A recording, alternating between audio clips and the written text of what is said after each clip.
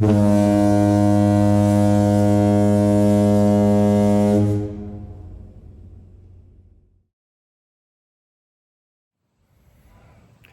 folks, we have a May Day coming. We got a May Day coming.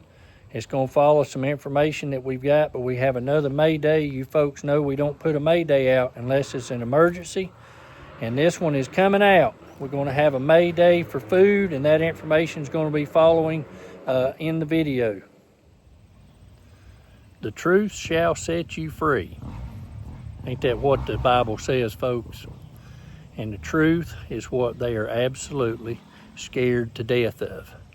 They do not want people knowing what's actually going on. We are working diligently trying to keep our heirloom seeds going and canning and getting stuff set up and stored in the storehouse. I think the Bible says also about taking and storing things in your storehouse, as well as tithing to his storehouse. So we've been actively working all summer in the garden, in the raised beds, canning beans and eating beans and tomatoes. And now we lost our cantaloupes and our watermelons when we had that 20 inches of rain in July. They just got waterlogged and they went to the bad. Well, folks, what can you expect on this video? We're going to be talking about the relief centers and some things that's going on folks need to be made aware of. I've been texting with Holly, Brother Bud, the Appalachian Reclamation Coalition team, Kris, Swiatocho, and various others out there that operate the relief centers. And we're going to be talking about some things that is very critical right now, and that's some topics we're going to talk about.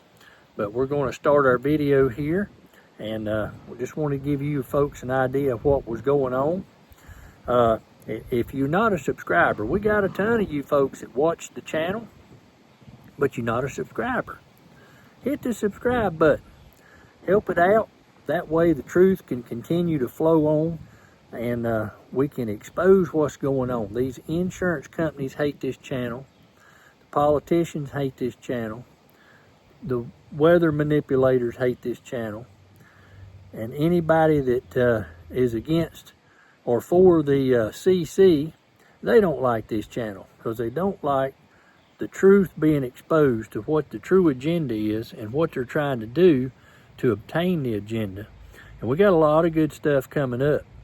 And we want to get the truth out there, and we've been praying that the Lord would navigate some ways. He's opened up some pathways for Brother Bud at the Appalachian Navy Channel. We could continue to be the megaphones for Western North Carolina, where most of them have dropped off. We're still here. We're going to continue to be here, and we're going to continue to shine the light to the western part of the state and what's going on, and expose what's going on and get the truth out there.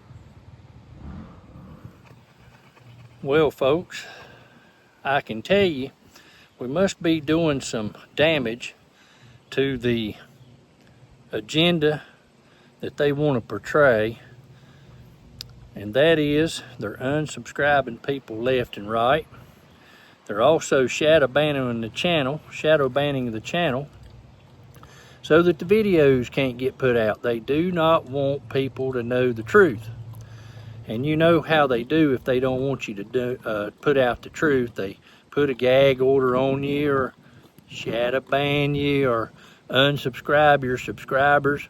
They don't allow your subscriber count to increase. We've been in a decline for 3 months. Well, we finally climbed back up almost to where we were at before the decline, and they've started unsubscribing people again. They do not want us to get the truth out there, and they're doing everything in the world to prohibit that. So the only thing you folks can do is share this with your friends and your family, and have them subscribe, and leave a comment under the channel not on the live chat. You can do the live chat, but if you'll leave another comment, if it ain't nothing but a thumbs up, pushes the algorithm. It goes against the grain, and they don't like that either. But they're trying to keep the truth out. And that's what I wanted to let you know, and we're getting ready to start our video now. Welcome to Deep River Farm, folks. Well, we're out here harvesting some seed off of our okra plant. People's wondered, sent in comments, sent emails wanting to know, how do you save the seeds? Well, this is one of the okra seeds that my grandfather had. And listen to this. Hear them seeds rattling around in there when I thump it? That means that is ready. Hear that? Them seeds is ready. Hear that? Those seeds are ready. So right there's 3 pods of okra. That is ready.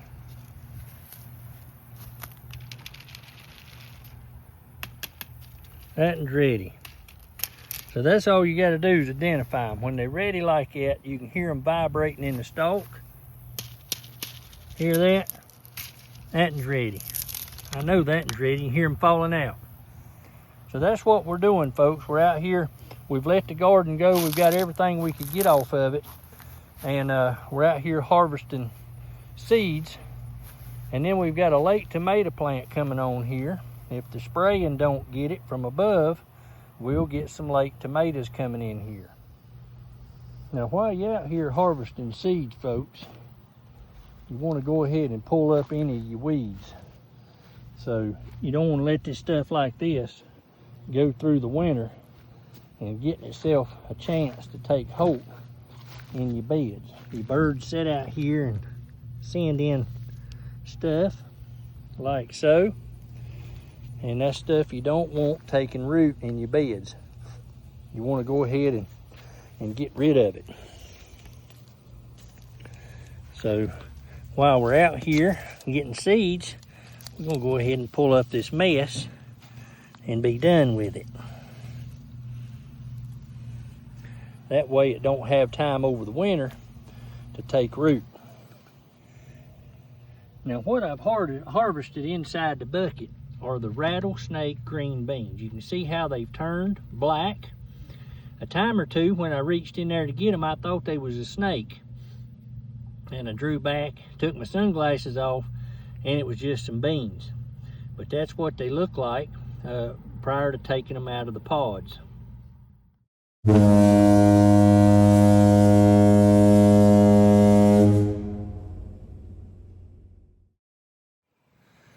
Now, folks, I've been up in the northern part of the mountains of North Carolina, up around Wilkesboro, Boone area today. I did see something up there that caught my eye, and that was another shower trailer that was headed up that way. So that tells me right there that the trailer in Barnardsville is playing a vital role for the area. When I see another one this morning pulling out of the rest stop, headed up 421 north into Boone, up in that area. So we've got that trailer with the laundry and the shower facilities that Swansea Baptist Church out of, I believe, South Carolina has donated, and the Southern Boys Disaster Relief Team has set up and got things ready for it. Operation Mountain Relief, Midway Wesleyan Church is paid to fill the tank, and all the tanking stuff's supposed to be set in place this week by Blossman, and we're going to have that thing ready for these folks. Now the weather, folks, is playing havoc up there. It's over 90 degrees today. It was extremely hot up in Wilkes County and Watauga County today. And then tonight it's supposed to cool down, and tomorrow the high 80. And up in the upper elevations, we're going to see about 70. So winter's coming quick, coming fast, and the need for propane is going to be tremendous this year. We've got a lot of information coming on people that are been hiding out, so to speak, because they're scared of Department of Social Services getting their children.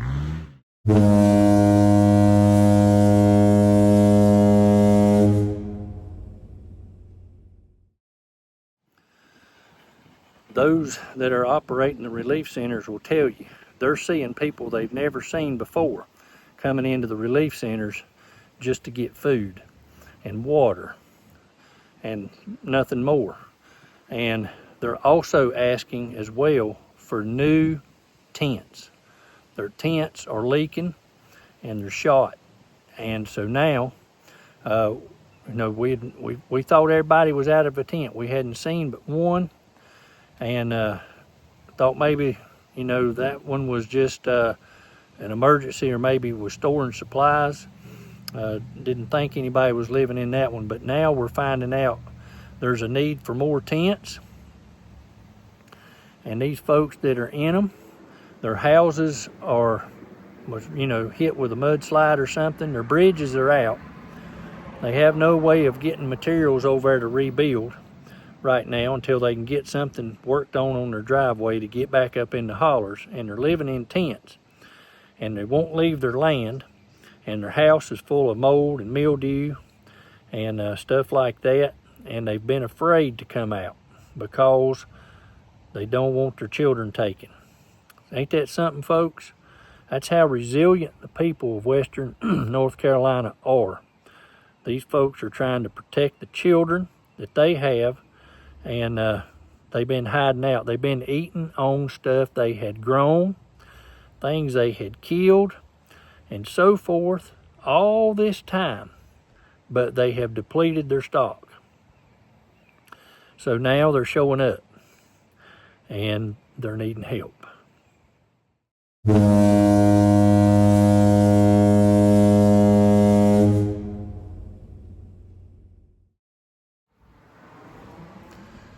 So folks, this is a May Day.